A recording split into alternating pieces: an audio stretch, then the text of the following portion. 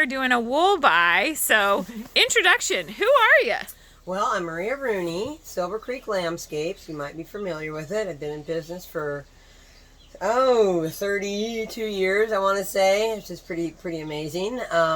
Been breeding natural colored and white Romneys and New Zealand Coopworth and Horn Dorsets for that time period.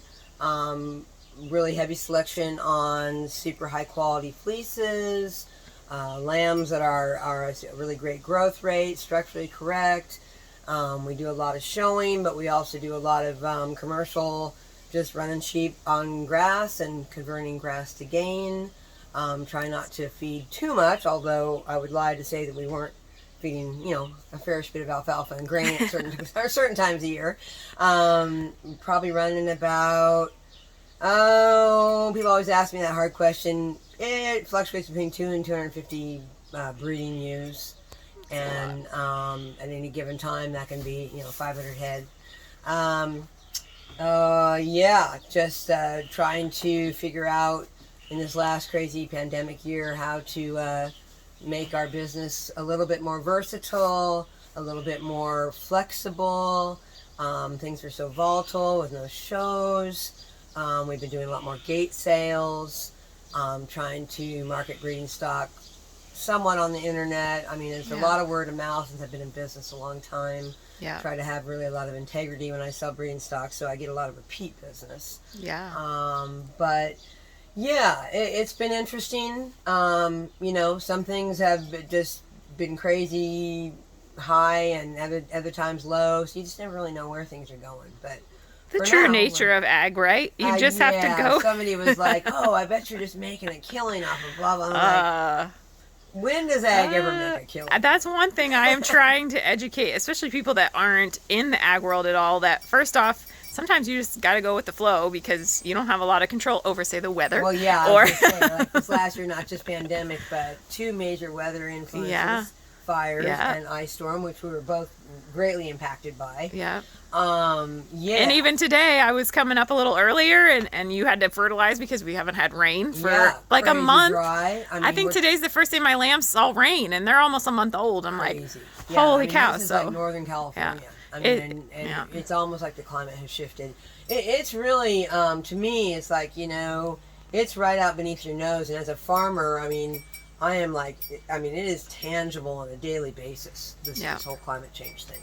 It really is. Crazy not to, I mean, again, as Greta Thunberg would say, believe the science, because it's here. I mean, and I do try to use that as a way of running my sheep. I'm very scientific, and I keep really intense notes and recording. Yeah. Because, you're emotionally you tend to want to forget things. Yeah. But this year has been really insane. In my whole existence of running sheep, I've never seen it so nuts. Yeah. So actually, it's probably a blessing we didn't show, because that energy I don't think we would have had. Yeah, in other words, to deal with all the things. All the energy, Yeah. And here they were not only for everybody who isn't in Oregon or Washington in this area, we got hit with, and especially where Maria is here, they got hit with they were right by the fires, so the animals were, everything was just off. And then they also got the ice storms earlier this year, so it's been just like every couple months. The ice storm was not widely publicized. No. The media just did not. No. I mean, and it was bad. It was all as bad as anywhere in Vermont or in Texas at the same time. Yeah. And we just did not get the kind of airplay that we should have, because it was awful. Yeah. I mean, the amount of damage and destruction. I mean, I kept calling the governor, like, send the National Guard, man. We need help. Yeah. I mean, literally, I was calling anybody, everybody. I was blocked into my farm with downfall. Yeah, a lot of people were up here. Yeah, it was. It said Chelsea was super bad, too. I mean, it's just taken so much energy just to barely get it, up on the cleanup. Yeah. So and we were saying that you lost a big chunk of your lambing barn, so then it's like getting ready. And I knew when I opened the door that night to check them, I'm like, the door wouldn't open. And as I walked in, and those trees were in, like, where my babies are. I mean, the rain was pouring in. Right. The ewes were freaking out. I'm freaking out. I nearly got eye poked out by a beam. And I just started checking brand new moms and babies out into a common area, and it was horrible. I mean, Yeah. it was one of the worst instances I've ever had in that situation. So yeah, no. And I think it hits on just the way you refer to them, because I think for a lot of people that aren't in this industry, it's hard for people to say, how can you grow animals and then have them processed, or just the different avenues that people go on. And I think one thing that people don't get necessarily, if you're not in it, is you can raise these animals and still process them and still care for them and love them and give them. I mean, I think our jobs when we have these animals, and you can talk a little bit, is to give them the best possible life, to raise them as healthy as we can, and then to move them along in the cycle, sort of. Yeah, I actually think it's probably even when you're a farmer. I mean, a good farmer obviously is going to take care of their investment. Yeah. And I mean, these animals eat better than I do. I kid you not. I mean, I miss tons of meals. They don't miss it. I mean, either they have so much grass in front of them, and or they're fed, I mean, routinely, because sheep are really into routine. And no, I mean, I pride myself in being just a really good manager. Yeah. I mean, I went to vet school. Oh, you really did? Bad. Oh, yeah. Wow. I felt really cheeky about not practicing, but yet. So did you finish? I practice every day. I was third-year resident. And I did not. You just finish. Went a different route. Well, I had a really horrible thing happen in my life where I lost my fiance, and I was like, "That's it." I couldn't move. Yeah. And so that made me totally switch gears. And I mean, I'm from a lot of agricultural background. I've had many generations of farmers in California, but not sheep farmers. Right. And I had sheep just kind of like for kicks, when I was a kid, and or at least when I was growing up. And so I just decided when I moved to Oregon, it was just the resource was too much to not have them. Again, another really weird thing happened in my life. We're the grass seed capital of the world. Right. In case we grow grass. I mean, it's pretty crazy. As if people don't know that about us. It is pretty but amazing. We have. And you get the quality of grass in the winter time, which is kind of hard to wrap your head around, that you don't find anywhere else. And I mean, even better than a lot of summer grass. So we have a cool season grass. It's heavily fertilized by the farmers so that they get a good crop. We come in and keep it clipped down like you would a lawn, so it grows better, stronger. And I have a really good relationship with a farmer in Albany, and he, God bless him, he watches the sheep for me when I'm not there. We use livestock guardian dogs, and everywhere we have sheep to keep predators out of them because they are super vulnerable to predators. And so my dogs, they're like my part-time shepherds. Yeah. Without those dogs, I wouldn't be in the business, to be honest. Yeah. Because I just can't stand seeing that kind of loss. I mean, it's bad enough that there's a loss related to either management or just, life. Things are going to die. But usually, the old adage, old sheep die for no reason, is the biggest joke. Because there was definitely a reason. Yeah. You just didn't see the reason. Yeah. Or they didn't, make it very apparent. So we try, my goal is zero loss, which of course is not practical, but that's my goal. Yeah. And, it's one of those things that, I definitely pride myself in being a humane, and what we call it is compassionately raised sheep. Yeah. So in other words, they're not going to be, organic, because there's some things I think that organic can cause problems with in at least in Oregon. Yeah. Because we have a large parasite problem here. It's very difficult to have an organic program make up for the lack of wormer. Right. And you can get into you want to talk about animal animal cruelty. If you've got animal full parasites, that's pretty horrible. Right. So, I just try to keep it down to just very, necessary stuff, and I don't overdo stuff. And then I always tell people, they're like, how can you sell your lamb for meat? I like to think they lived a really good, albeit whatever time frame that life is. I would rather be a sheep that had, and I do this thing where part of the compassionate care thing is they literally walk directly on the kill floor. I don't let them sit around and get stressed by smelling, any kind of form of death or whatever. Right. So that the meat doesn't ever have any cortisol spike in it. They just are like, oh, and then, And so. Isn't that really the best? It is. I mean, for us, isn't that how we would like to go? That than I see a lot of people that you know, oh, I could never, you know, kill them or process them, and yet these animals are thin. Yeah. They haven't been sheared in a good, timely fashion. Yeah. They haven't been wormed or treated. I don't think those animals are happy. They Right. don't look happy to me. Right. They're still alive, but is that a good life? I mean, Right. just because you're, you know, just because you're alive. Right. This planet No, can't handle I mean, having, it's the same you know. working with all animals. It's like kind Absolutely. of balancing out our own feelings and their Absolutely. feelings and I what's mean, of best course for them. you're not So gonna be cruel to them, but right. you just, you know, again, the planet can only sustain so much. Yeah. And so, you know, you have to be realistic about what that means. And I think if you're providing a really nutritious meat, and lamb is an awesome form of protein. It's Yeah. super healthy for you. People who have trouble with other meats can digest it. It's really good for elderly, geriatric people. It's a really, I think, very understated meat. Yeah. So, and it's delicious. Well, Get and to you eat can, it very nicely. right? Just like I was saying, do you get to do any weaving or anything like that? Not so much. I used to. I mean, I do a lot of judging of wool and Yeah. sheep. So I that's kind of my thing where I can still get my hands in the Right. fiber of all breeds. I do like to educate. Quiet, please. But the spinning and weaving. Yeah. Sadly, Can't do it all. I used to do it. I did, so I really have a feel for what it means. Yeah. But anymore, yeah.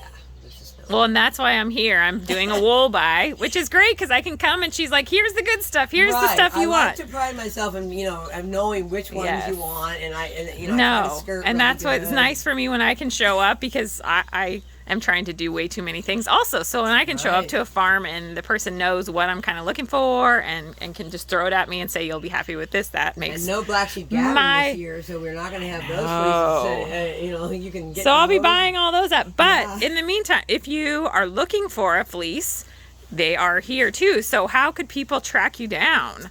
What's a good way? I do have an email. Okay, which and is I'll pretty- put that. I can put all the contact Yep, stuff so people the can. phone and the email are the best. You're welcome Perfect. to come to the farm on appointment. Yep. So if you want to get all that on your Yeah, we'll put all the blog links and stuff. everything. And I have to point out how amazing just walking through this place is. How I don't know how. Are you doing all this gardening yourself? Yeah. See, talk about a hard worker. And you should have seen it During the ice storm. It was It's just like I really wanted just to walk away from it all. I was just Yeah. like, but resilience is my middle name, so keep Yeah. bringing it on. I was like, no, please don't. We're good. We're good. We're good for a couple of years, please. Yeah. Awesome. Well, thank you for taking the time to talk to me Sure. and for letting me come by wool. I am so excited to be taking this home and start. I will be working on it next week. Nice. So thank you so much, and we'll put the contact info and we'll say goodbye. What's your dog's name again? It's Kismet. Kismet is like, look at me being trying perfect to be right nice now. dog. All right. Thanks, guys, for watching. Bye. Poor thing. This is a great video for you guys to see. Look Well, at that first foot. off, how different sheep. I've been talking about different wools and how the sheep themselves look so different. If you're used to seeing my Shetlands, which I show a lot, look at how different. And look at these lambs. They're basically the size of Shetlands right now. Look at the leg on And Mama's got triplets over here, and she's just Yes. powering through. And we got that little Mouflon boy on the Oh my right. He's super God, cool he's so cute. looking. Yeah, really an interesting color pattern. We These got- are fall boys, so they're Hi, boys. they're just hanging out because they're tractors out in their pasture. Yeah, they're out working on the pasture, so they get to just lounge around. Right, girl. Yes. And of course, you go down to Albany, they're on just grass. You guys are locked in too. Here's my guardian Oh, dog. hi, Bubby. Oh, stop. Yeah. Not friends, are you? No, stop. No, Hi, actually, guys. He loves him, but Hi. Yeah. You're pretty friendly, aren't you? making that dumb noise. And so then, these girls, and where's another guy? Hi, babe. So how old are these guys? Oh, goodness. That. No, those guys are weaned.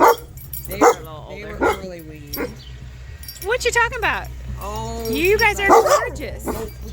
Oh, my goodness. There's sheepies everywhere. Now, who's this? Those are more yearlings. Are they? Yeah, coops. They're coop. Okay, so these are Coopers. So you can see how different. I'm gonna walk up on you a little bit, Mama. How different their faces are Yeah. than the Romneys. Way different. Yep. Yep. And you always got to get right in the middle. Stuff on the outside isn't good, is it? You got to stick your head all the way in. Right. Yeah. Exactly. The grass is always greener. Yeah. Look at you, Mama. That looks like a lot of lambs, but those ewes actually are raising all those. Wow. I mean, there's one with triplets, and there's that with twins. Yeah, so much to talk about. Look at that. Hi, babes. Looking thing. God. Those are Romneys. Yes. Hi. They were bummer lambs. Well, you're a friendly one, huh? Which. Hi. Oh Never my a good thing to have goodness. an early bummer lamb, but they are. Look. They're like, oh, Hold on, can we get a nice picture of you guys?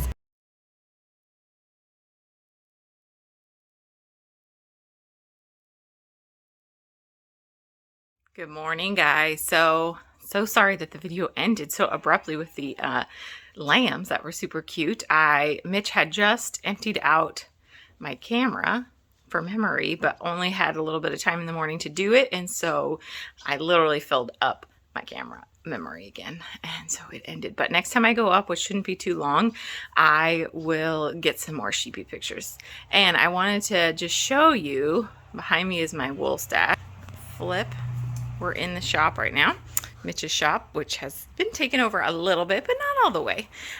So here's my wool stash, and it looks like it grew again. Like I get it down and then it grows again. I mean, that's kind of the nature of the beast, right? This end is alpaca for the most part, and this is all wool.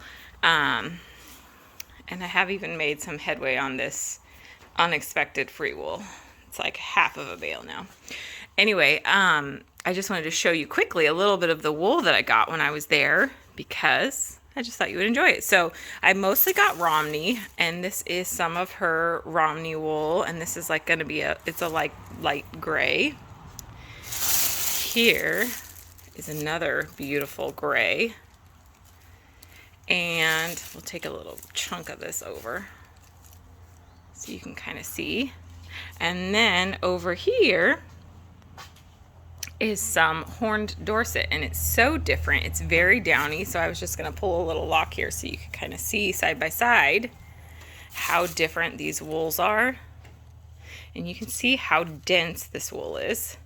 And horned Dorsets have a really downy fiber to them. They're really good for socks because they don't felt. Or they do felt, but not as easily as a lot of other wools. And then here's the Romney, and you can see that crimp is so big. This has luster to it. The horned Dorset doesn't have that same luster effect to it. So I just thought it would be interesting for you to see some of the wool I bought. And let's see, I can go open. I took all of the white, already went to the mill, and I started washing it pretty much right away because it's going to be... Here's another beautiful fleece, and here's this fleece that is, I'll show it to you real quick, that is, it's like an oat color, so I probably won't blend it because it is such a stunning color. It's coming out a little yellow here with this lighting, but it's almost like a very pale oat color, so it will not probably be blended because it's kind of just a unique color. So anyway, I just thought you guys would enjoy kind of seeing what I got, the differences in the wools that I got from the same person. And she also breeds Coopworth. I didn't get any Coopworth on this trip. But anyway, again, I apologize that the video ended so abruptly. And I hope you enjoyed your time listening to Maria. And happy Saturday, everybody. See you soon.